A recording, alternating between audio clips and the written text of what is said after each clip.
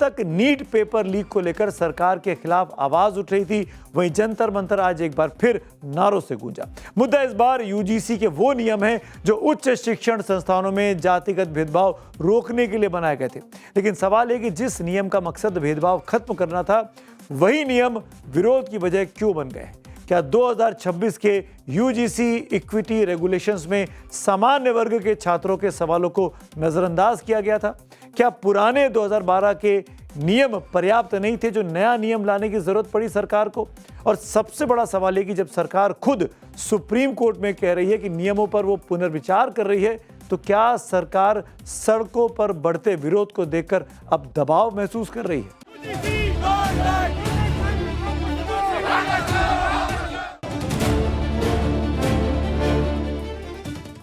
दिल्ली में जो आंदोलन हुआ छात्रों का, उसके बाद अब आरक्षण हटाओ आंदोलन जोर पकड़ रहा है।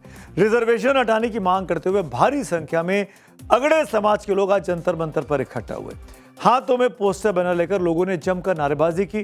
कुछ लोगों ने दिल्ली पुलिस की लगाई बैरिकेडिंग भी गिराई, लेकिन पुलिस के साथ कोई झड़प उनकी नहीं हुई। इससे पहले दिल्ली पुलिस ने जंतर मंतर पर प्रदर्शन की अनुमति नहीं दी थी। इसके बाद भी सैकड़ों लोग वहां पर इकट्ठा हो गए। आरक्षण हटाओ की मांग अचानक नहीं उठी है।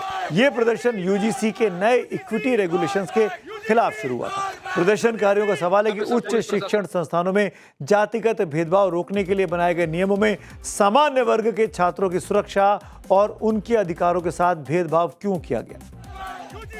ये जो आवाज जाएगी, जो जंतर मंतर पे पुलिस ने गेट खोले, हमको अंदर किया है, ये रिजर्वेशन रिफॉर्म का गेट खुला है। 40% वाले को नॉलेज ज्यादा होगी, 90% वाले को। आप बताइए। ऐसे ऐसे नए नियम लाए जिससे आज के समय ऐसी स्थिति बन गई कि आज आकर के जंतर मंतर में सवर्ण समाज को प्रोटेस्ट करना पड़ रहा है। आरक्षण में जब तक रिफॉर्म नहीं होगा और जब तक धीमे धीमे उसके बारे में विचार नहीं किया जाएगा, उसके बारे में चर्चा नहीं की जाएगी, तब तक इस आरक्षण को जिस रूप में चल रहा है ना, अनादिकाल तक चलता रहेगा, कभी खत्म नहीं हो पाएगा। तो आरक्षण की जो लड़ाई है केवल ये समाज, ये स्वर्ण वर्ग की नहीं है, ये जनरल वर्ग की नहीं है, ये ओबीसी वर्ग की भी है और उस दलित वर्ग की भी है, जो उस एसटी एसटी वर्ग की भी है, जो वर्ग लगातार संशोधन अपने ऊपर ही अपने भाइयों से अत्याचार झेल रहा है। तो आरक्षण पर रण भी छिड़ चुका है। यह विरोध प्रदर्शन तब हो रहा है जब यूजीसी के विवादित दिशा निर्देशों पर केंद्र सरकार ने सुप्रीम कोर्ट को बताया है कि वो अब इस पर पुनर्विचार कर रही है। इसके बाद सुप्रीम कोर्ट ने मामले की सुनवाई 4 हफ्ते के लिए फिलहाल टाली है। यानी सरकार अपने ही बनाए नियमों को इस दबाव के बाद या तो कॉन्फिडेंट नहीं है, या फिर कंफ्यूज है, या दबाव को महसूस कर रही है। विरोध करने वाले कुछ याचिकाकर्ताओं का तर्क है कि 2026 के नियमों से सामान्य वर्ग के छात्रों के अधिकार कम होते हैं। विशेष रूप से नियम 3(1)(c) को चुनौती दी गई है, जिसे भेदभावपूर्ण बताया गया। याचिका में कहा गया कि ये नियम संविधान में दिए मौलिक अधिकारों का उल्लंघन करते हैं। दूसरी तरफ कुछ याचिकाएं 2026 के नियमों का समर्थन भी कर रही हैं। यानी सुप्रीम कोर्ट के सामने दोनों तरह के पक्ष अब मौजूद हैं। समानता का नियम अगर किसी एक वर्ग को सुरक्षा देते हुए दिखता है तो दूसरे वर्ग को असुरक्षित महसूस कराए, तो सवाल सिर्फ नियम पर नहीं उठता, सवाल उस नियम की नीयत और जरूरत दोनों पर उठता है। और यही वजह है कि सरकार को जवाब देते नहीं बन रहा है। लगता है कि उसमें बहुत कन्फ्यूज़न था, कंट्रडिक्शन था और भय भ्रम के जो है वो इस तरह के माहौल पर जो है भरोसे की ज़रूरत होती है, और वो कर सरकार आगे बढ़ रही है।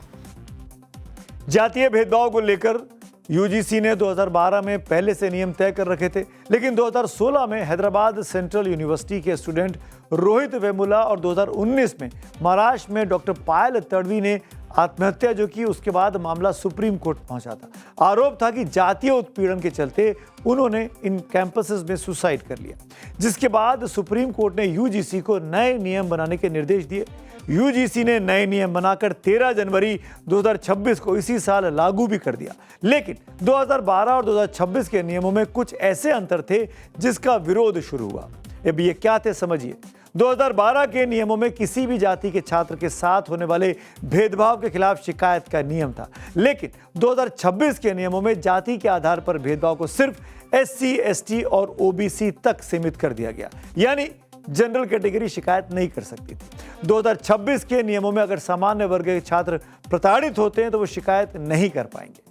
वहीं अब सामान्य वर्ग के छात्रों के खिलाफ झूठी शिकायतों से सुरक्षा का ठोस मैकेनिज्म न होना भी सामान्य वर्ग के लिए एक बड़ा विरोध का कारण बना। सवर्ण छात्रों के मुद्दे पर सरकार की इस लूज बॉल ने विपक्ष की पिच को मजबूत कर दिया।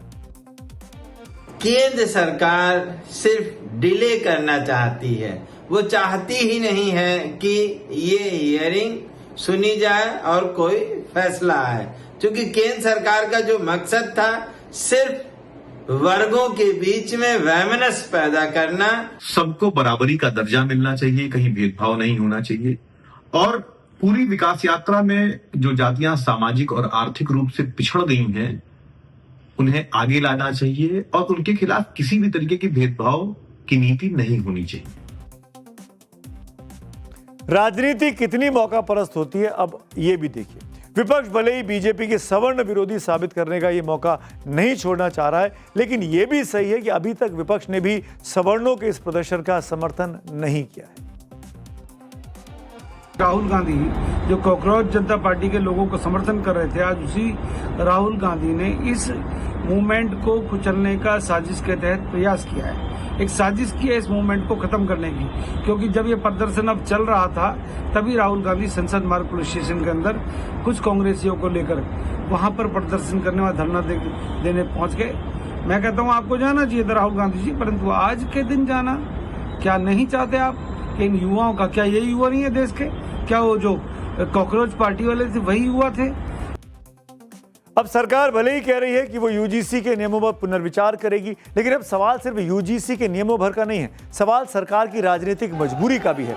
हाल के दिनों में छात्रों और युवाओं के आंदोलन ने सरकारों को डिफेंसिव मोड में खड़ा कर दिया है, तो दूसरी तरफ बांकीपुर सीट पर मिली हार ने बीजेपी के लिए भी अलार्म बजा दिया है, क्योंकि इस हार को भी सामान्य वर्ग के गुस्से से जोड़कर देखा जा रहा है। अब आने वाले दिनों में बीजेपी को यूपी में चुनाव में लड़ना है, जहां सामान्य वर्ग के करीब 17 से 19% वोटर है।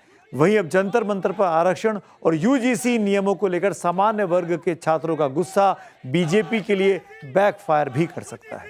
सवर्ण तबके को जो कोर वोटर है उसको जो गाइडलाइन आई थी उससे बड़ी चोट पहुंची थी, और आप देखेंगे कि नरेंद्र मोदी के भारतीय राजनीति में उभार के बाद ये पहला मौका था जब उसका सवर्ण वोटर, भारतीय जनता पार्टी का सवर्ण वोटर उनके खिलाफ भी बोलने लगा था। और शायद इसीलिए सरकार ने कदम पीछे खींचने की बजाय मामले पर पुनर्विचार का रास्ता चुना है, यानी टाल दिया जाए, समय ले लिया जाए। इससे सरकार को विवाद शांत करने और आगे की रणनीति तय करने के लिए वक्त मिल सकता है, लेकिन बीजेपी के लिए फैसला आसान नहीं होने वाला। वजह है देश का सामाजिक और चुनावी गणित। ओबीसी, एससी और एसटी की आबादी मिलाकर सवर्ण आबादी से कहीं ज्यादा है, लिहाजा सरकार को दोनों के बीच संतुलन साध कर चलना होगा अगर अपने आप को सत्ता में कायम रखना है।